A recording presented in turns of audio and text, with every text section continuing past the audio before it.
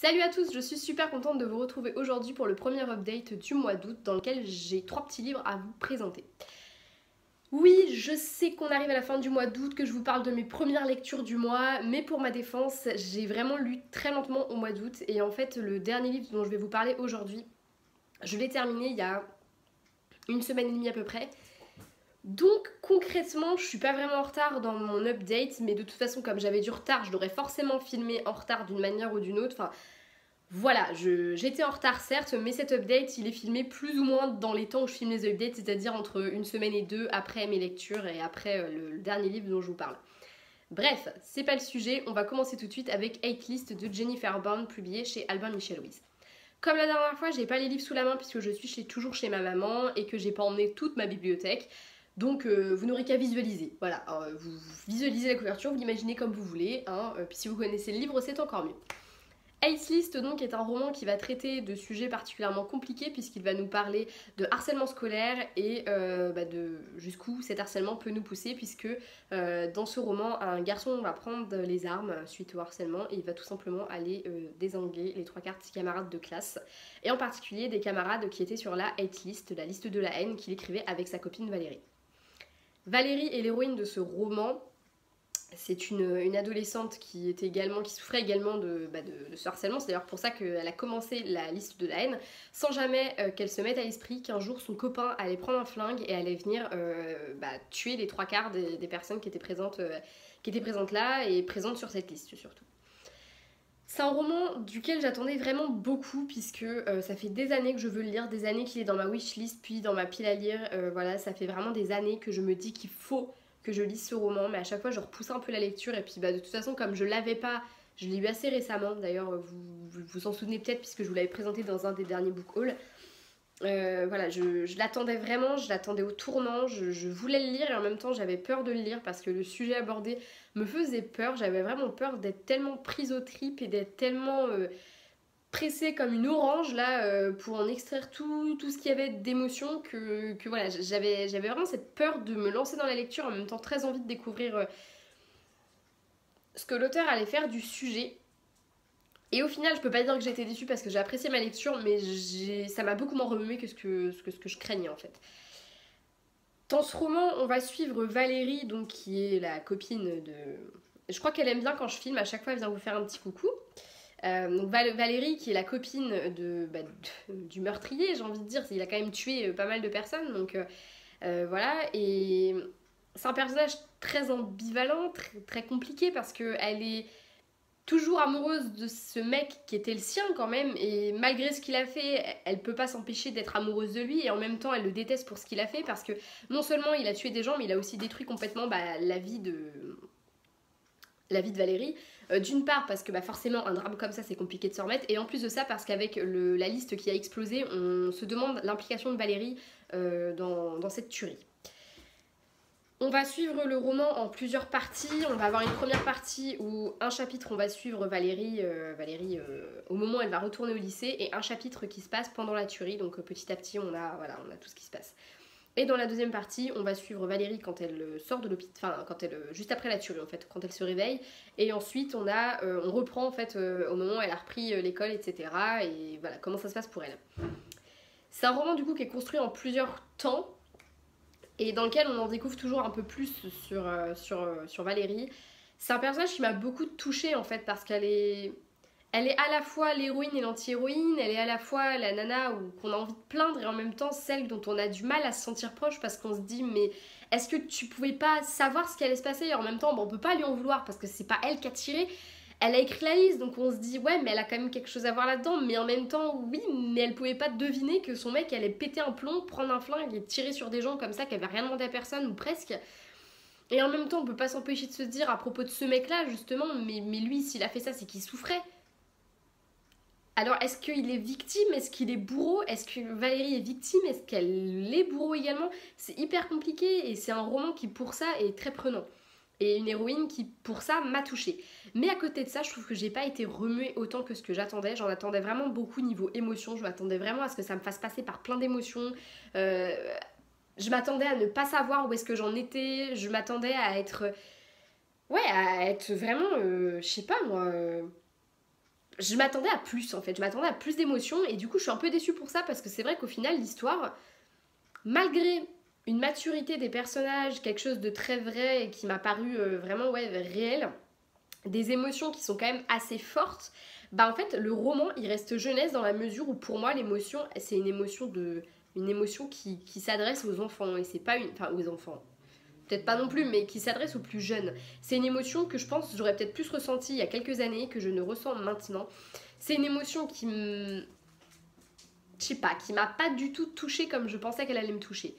Certes, il y a eu un moment où j'ai pleuré parce que je verse toujours ma larme, je suis une grande émotive, donc forcément, évidemment que j'allais pleurer. C'est voilà, je pleure en regardant 4 mariages pour une lune de miel. Alors forcément, là on parle de gamins qui sont morts, je peux pas ne pas pleurer. C'est voilà, c'est affreux comme histoire. Mais il y a quelque chose qui m'a manqué pour que ce soit vraiment un coup de foudre émotionnel ou pour que voilà, je ressente vraiment des choses réelles. Là oui, j'étais émue parce que je me suis attachée au personnage, parce que j'ai trouvé que l'histoire elle était bien menée. Mais les émotions que j'ai ressenties, c'était des émotions de lectrice, pas des émotions vraiment de... Je sais pas, je me sentais pas impliquée en fait dans l'histoire, tout simplement. Je pense que c'est encore là que ce que je dis est le plus cohérent, mais je me sentais pas impliquée dans cette histoire, je me sentais pas prise aux tripes par cette histoire, et du coup j'en ai été un peu déçue parce que j'en attendais vraiment une implication du lecteur assez... bah, une vraie implication en fait. J'ai trouvé que les personnages étaient globalement bien construits, même si j'ai eu beaucoup de mal avec les parents de Valérie. Je trouve qu'ils lui font tellement porter le chapeau que je me dis, mais mince, c'est votre fille quoi. C'est votre fille, soutenez-la un peu, c'est compliqué. Et en même temps, je les comprenais parce que je pense que c'est des réactions tellement humaines et tellement. Bah, c'est des émotions brutes et égoïstes en fait qu'ils ressentent. Ils ressentent pas des émotions de parents en fait. Je trouve qu'ils ressentent des réactions d'hommes et de femmes et je trouve ça normal en fait. Parce que je pense que s'il y a bien une émotion, enfin, il y a bien un événement qui peut nous rendre égoïstes, c'est ça, c'est vivre un drame comme ça, même si bah, du coup ils sont touchés par le biais de Valérie qui en quelque sorte est bourreau autant que victime. Bah, je trouve que leurs émotions elles sont quand même très, très fortes en fait. Et voilà, et pour ça c'était vraiment bien. Mais moi j'ai pas ressenti les émotions comme je les ressens pour d'autres romans où je me sens vraiment impliquée moi en tant que personne et pas juste bah voilà, je me sens pas juste spectatrice d'un truc et ça m'émeut donc voilà quoi. Du coup, j'ai apprécié ma lecture, mais j'ai pas eu le coup de cœur absolu. Après, j'ai aimé la manière dont c'était construit, j'ai aimé le fait de revivre les événements et de commencer par le moment où elle part, elle revient au lycée, pour repartir après sur le moment où elle est sortie de l'hôpital, ou etc. Je trouvais que c'était vraiment intéressant de voir sa reconstruction comme ça petit à petit parce que je trouve que, je sais pas, je trouve que ça apportait un petit plus au récit et ça faisait qu'on en découvrait plus de Valérie de cette manière, je pense. Et j'ai trouvé ça vraiment intéressant. J'ai aimé également la narration, comment elle évoluait et jusqu'où le personnage allait arriver, son évolution. La dimension du pardon, elle est vraiment très forte dans ce roman et pas juste bah, des autres élèves envers Valérie ou envers Nick. Parce que je viens seulement de me rappeler du nom du gars qui tire partout, c'est Nick. Voilà, c'est très bien, ça fait vraiment la lectrice qui connaît ses romans sur le bout des doigts. Euh, mais ce que je voulais dire, c'est que c'est aussi un pardon de Valérie à elle-même en fait. Il faut qu'elle se pardonne de n'avoir rien vu venir, de n'avoir pas su empêcher Nick d'agir, de n'avoir pas compris que c'est ce qui allait se passer, et surtout d'avoir écrit cette liste et d'en être d'être bourreau autant qu'elle est victime. Et également d'accepter le fait que oui, c'est une victime, que ce qu'elle a vécu, elle l'a vécu parce qu'elle aussi, elle s'est fait tirer dessus, elle a vécu tout ce qui s'est passé, enfin voilà, et elle aussi, elle s'attendait pas à ça, elle aussi, elle a le droit de pleurer des gens, elle a le droit de pleurer ce qui s'est passé, et surtout elle a le droit de pleurer Nick, c'est normal qu'elle le pleure, elle était amoureuse de lui. Donc voilà, c'est un roman qui est très fort pour ça, mais en même temps, moi, j'ai pas ressenti tant d'émotions que ça, et du coup, je suis un peu déçue. Malgré tout, je vous conseille ce roman, même si je pense que malgré le sujet, il s'adresse quand même à un public assez jeune, je pense. Et je pense que mes émotions auraient peut-être été différentes si je l'avais lu il y a quelques années, en fait. Je pense. Après, ce n'est que... Enfin voilà, je ne sais pas, mais je pense. Après, c'est peut-être juste que, je sais pas, j'étais pas... J'en attendais peut-être trop, en fait, tout simplement, et j'ai été un petit peu déçue, mais voilà, ça reste un roman qui m'a quand même beaucoup touchée malgré tout, et voilà. Pas assez à mon goût, mais il m'a quand même beaucoup touchée et c'était quand même très bien mené. Et voilà, j'ai apprécié ma lecture, c'était une très bonne lecture pour commencer le mois. Après ce roman, je suis restée dans la jeunesse, même si là on enlève tout drame, puisque je suis passée à Comme des sœurs de Elizabeth Craft et Sarah Fane. J'espère que je me trompe pas dans les noms parce qu'au début j'avais tendance à inverser prénom et nom des deux auteurs. C'est un roman qui nous parle d'amitié puisqu'on va découvrir 4 héroïnes, 4 amies de toujours qui, à l'aube de partir à la fac, vont complètement changer leur plan pour passer une année où elles vont tout simplement réaliser leurs rêves. Tout va commencer quand Harper va devoir trouver le moyen d'expliquer à ses amis qu'elle n'a pas été acceptée à la seule fac où elle avait postulé, la fac de New York. Seulement, plutôt que de leur dire « Oh bah finalement j'ai pas été prise », elle va inventer un gros mensonge en disant que elle préfère abandonner la fac pour se consacrer à son rêve et écrire son premier roman, le roman du siècle. Seulement, en disant ça, elle ne s'attendait surtout pas à ce que 2 de ses amis décident également de planter la fac pour vivre leur rêve. En effet, on a Sophie qui doit se retrouver dans la fac de quartier, qui n'en a absolument aucune envie, et qui va tout envoyer valser pour partir à Los Angeles pour essayer de devenir actrice. De son côté, Kate qui a été prise dans une grande université, je crois que c'est Harvard, mais je suis plus trop sûre, donc je veux pas dire de bêtises. Donc Kate qui a été prise dans une grande université va tout lâcher pour partir avec son sac à dos faire le tour de l'Europe. La seule qui va aller à la fac parce que c'est également son rêve puisqu'elle va dans une fac où elle va pouvoir skier et que elle, son but c'est de devenir skieuse professionnelle, c'est Becca. Au début, elles se sont d'ailleurs un petit peu en retrait par rapport à ses amis qui vivent des grands trucs alors qu'elle va juste à la fac. Mais voilà, donc chacune prend entre le train des rêves puisque c'est ce qu'elles appellent le train des rêves. Hein, voilà, elles partent pour une année où au lieu de faire ce qui était prévu, elles vont faire complètement autre chose. Et du coup, on va suivre ces 4 amies dans le premier tome, en tout cas sur les 6 premiers mois de cette année des rêves, et le deuxième tome est sur les 6 mois suivants. Du coup, j'ai lu les 2 tomes à la suite, mais j'ai lu un autre roman entre les deux, donc ce ne sera pas le tome 2 que je vous présenterai dans cet update, je vous en parlerai dans l'update prochain. Au début, je voulais vraiment vous les présenter ensemble parce que comme c'est 2 romans qui parlent d'une même année, c'est 2 romans qui sont très proches, mais en même temps, je pense que ça aurait un peu desservi le tome 2 que j'en parle en même temps parce que du coup, j'aurais eu beaucoup plus de trucs à dire sur le tome 1 que sur le tome 2, etc. etc. Bref, c'est sans doute mieux comme ça, du coup, bah, vous aurez l'update du tome 2 dans le prochain update, tout simplement. Ce premier tome, je l'ai particulièrement aimé, déjà parce que moi, les histoires d'amitié, c'est un truc que j'aime beaucoup. En plus de ça, après être sortie d'une lecture comme Hate List, où voilà, c'était très dramatique, le fait de plonger dans dans une histoire d'amitié très simple, très jeunesse, très mignonne, tout ce que vous voulez, bah, c'était plutôt agréable quand même, voilà, c'était plutôt cool. On a des héroïnes en plus de ça qui ne sont pas beaucoup plus jeunes que moi, je me suis pas mal retrouvée en elles, ça avait beau être de la jeunesse. Bah disons que moi, l'année où on doit rentrer à la fac, c'était pas il y a si longtemps que ça pour moi, donc je me sens forcément plus proche d'héroïnes qui ont 18 ans et qui vont rentrer à la fac que de nanas de 16 ans qui rentrent au lycée. Même si je crois qu'on est déjà au lycée quand on a 16 ans, mais... Bref, toujours est-il que je me sens beaucoup plus proche de ce genre de personnages puisqu'elles sont plus proches de moi en âge et c'est des choses que j'ai vécues il n'y a pas si longtemps que ça. Moi, quand on me parle de lycée, bah oui, forcément, ça commence à me paraître un petit peu loin. Ça fait 4 ans bientôt que j'ai eu mon bac, donc forcément, ça commence à... Voilà... Ça fait 4 ans que j'ai eu mon bac. Oh, je me sens vieille d'un coup. Oh. Bref, c'est pas le sujet. Donc forcément, pour moi, c'était... voilà.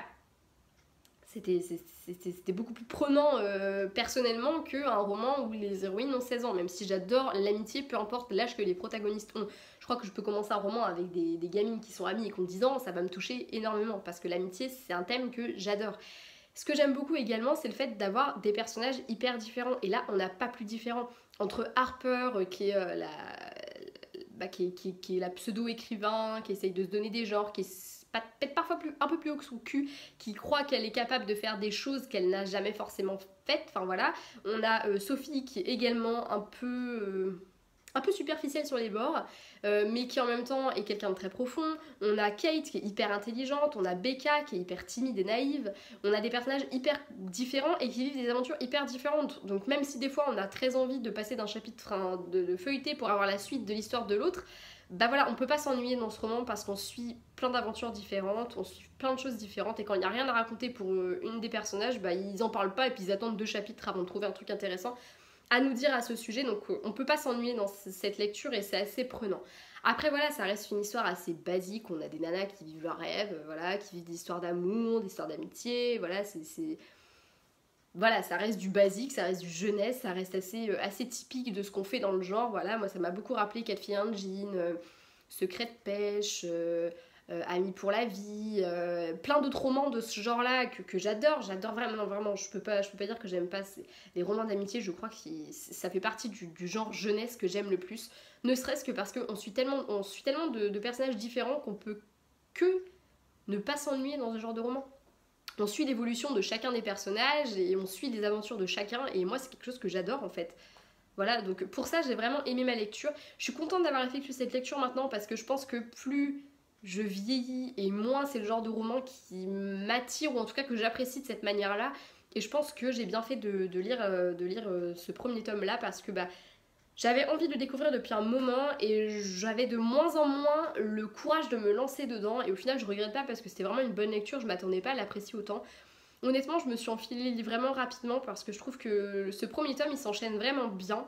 Déjà parce qu'on a envie de savoir un peu petit à petit ce que les rêves des filles vont devenir et la manière dont ils évoluent, je trouve ça vraiment très bien parce qu'elles partent vraiment d'une idée à la base qui est très idéalisée de leurs rêves et plus ça va, plus elles vont de désillusion en désillusion et à la fin de ce premier tome, elles arrivent vraiment à réexploiter l'idée de leurs rêves et à se dire ouais peut-être que mon rêve je visais trop gros donc on va réduire un peu ça ou peut-être que elles vont centraliser leurs rêves sur autre chose et leurs espoirs sur autre chose et j'aime beaucoup la façon dont elles évoluent petit à petit dans ce tome 1 même si on sent bien qu'elles n'ont pas fini d'évoluer et c'est pour ça aussi que le tome 2 était... Enfin j'attendais vraiment le tome 2 comme la fin de cette évolution en tout cas pour cette année-ci j'attendais vraiment de les voir évoluer à leur paroxysme et pour devenir les femmes prêtes à affronter l'année où peut-être elles vont retourner à la fac ou continuer la fac ou que sais-je encore.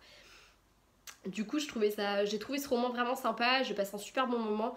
Je pense vraiment que ça peut plaire même aux personnes qui sont, enfin voilà, qui lisent de la jeunesse, mais qui sont peut-être moins. Enfin voilà, disons que je pense que ça peut plaire à un public assez large parce que la preuve, moi personnellement, ça a beau être de la jeunesse, ça m'a plu quand même et je me suis un peu retrouvée parfois dans les personnages, dans leurs inquiétudes, etc. Bon, je les ai trouvées parfois un peu gamines, elles avaient vraiment des réactions enfantines, mais en même temps des réactions de nana de leur âge. De même, elles avaient des réactions, enfin des questionnements que moi je me suis posé à une certaine époque, des peurs que moi aussi j'ai eues quand il a fallu que je quitte le lycée pour partir à la fac. Et voilà.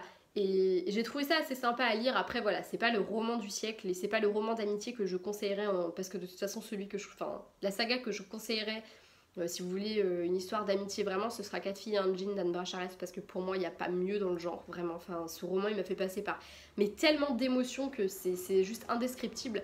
Alors que là, voilà, c'était des émotions, mais voilà, c'était plus, ça m'amusait plus qu'autre chose. C'est une lecture que j'ai trouvée amusante et divertissante. Et du coup, je vous conseillerais pour ça. Et je trouvais du coup que pour l'été, c'était une très bonne lecture et je suis contente d'avoir effectué enfin cette lecture parce que c'est vrai que ça faisait un moment que les deux bouquins, ils me regardaient depuis ma bibliothèque en me disant bon, tu vas peut-être nous lire, non? Parce qu'au bout d'un moment, hein, du coup, c'est chose faite. Donc, on se retrouve bientôt pour l'avis sur le tome 2. En attendant, je vais vous parler d'un tout court roman. Il s'agit de Beautiful Boss de Christina Loren.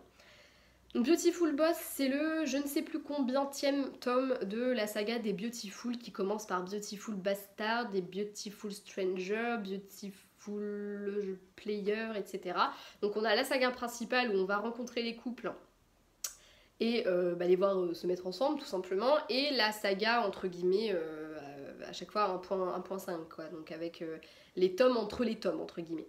Donc moi j'ai lu, en fait je les lis de manière un peu séparée les sagas, je fais la grosse saga et après j'ai lu les petits tomes.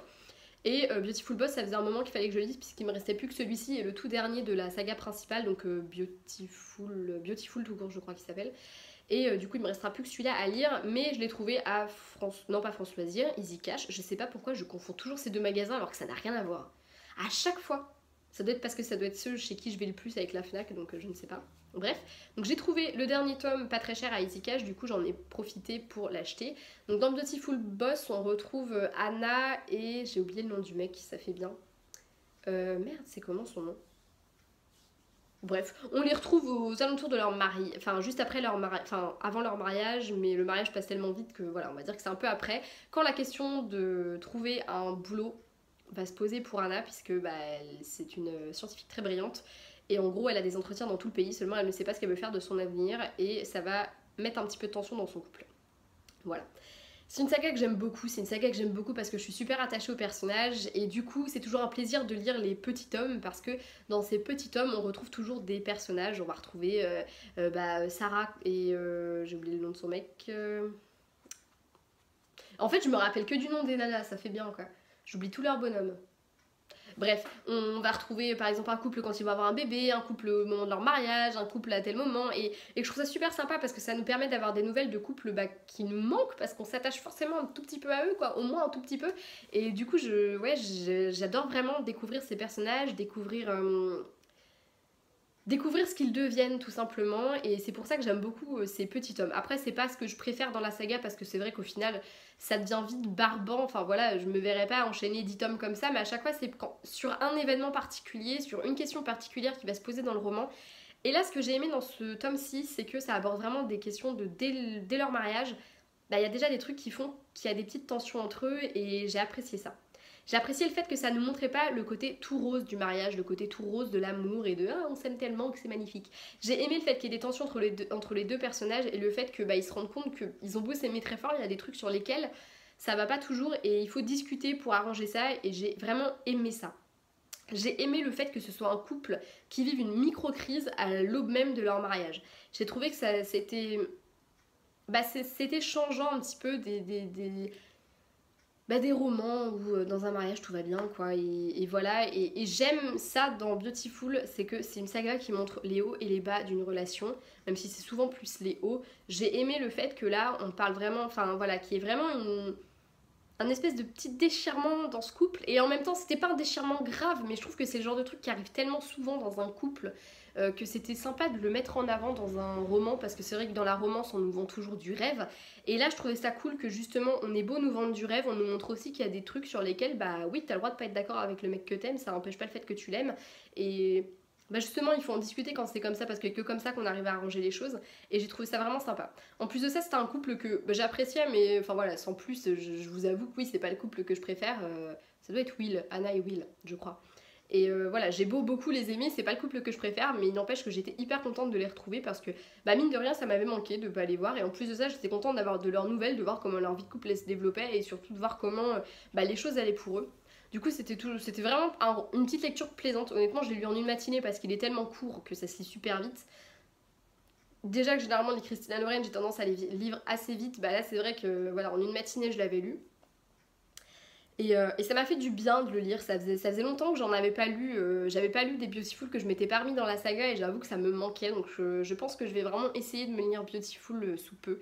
Faut que j'essaie de me trouver parce que j'ai vraiment envie de clôturer la saga et surtout j'ai envie d'avoir tout lu et de retrouver des personnages bah, qui me manquent en fait une dernière fois. C'est vraiment des histoires qui m'ont beaucoup plu, qui m'ont fait marrer parce que c'est surtout ça, Christina Loren, je trouve elles savent nous faire rigoler et nous faire vivre des histoires d'amour dans lesquelles bah, qui nous font rire et qui en même temps nous font des fois bah, qui nous font quand même la larme à l'œil parce que voilà c'est des couples tellement touchants des fois. Et puis bon il y a aussi beaucoup de sexe, c'est très sexy comme roman Christina Loren, mais c'est toujours tellement drôle que voilà, c'est que des romans que je peux vous conseiller en new romance. S'il y a bien quelque chose que je peux vous conseiller, c'est Christina Loren.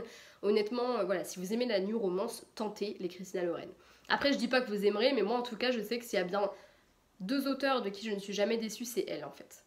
Voilà. Donc j'ai beaucoup aimé ma lecture de Beautiful Boss et voilà. Après je peux pas vous en dire non plus énormément parce que d'une part il n'y a pas grand chose à en dire, déjà parce qu'il est très court et en plus de ça parce que c'est un tome je ne sais plus combien, mais voilà il y a énormément de romans avant. Mais en plus de ça, bah, c'est pas comme s'il se passait énormément de choses, mais tout ce que je peux vous dire c'est que j'ai aimé ma lecture et j'ai aimé le fait que ça montrait une relation dans laquelle des fois ça pouvait battre un petit peu de l'aile et je trouve que c'était hyper intéressant. Voilà. Je vais donc m'arrêter pour cet update, ce sera tout pour aujourd'hui. Je ne sais pas quand est-ce que je vous filmerai le prochain update parce que j'hésite à attendre la fin du mois pour voir les autres livres que je lis, pour voir si je fais 2 autres updates ou si j'en fais qu'un seul, un gros. Je ne sais pas trop encore parce que pour l'instant j'ai 4 livres à vous présenter et j'espère en avoir au moins 2 autres, donc peut-être 2 autres updates, je ne sais pas encore. Bref, je vais vous laisser parce que voilà, hein, encore une fois j'ai énormément parlé, je vous fais de gros bisous, je vous souhaite de très bonnes lectures et n'hésitez pas à me donner vos avis sur les livres dont je viens de vous parler. Salut!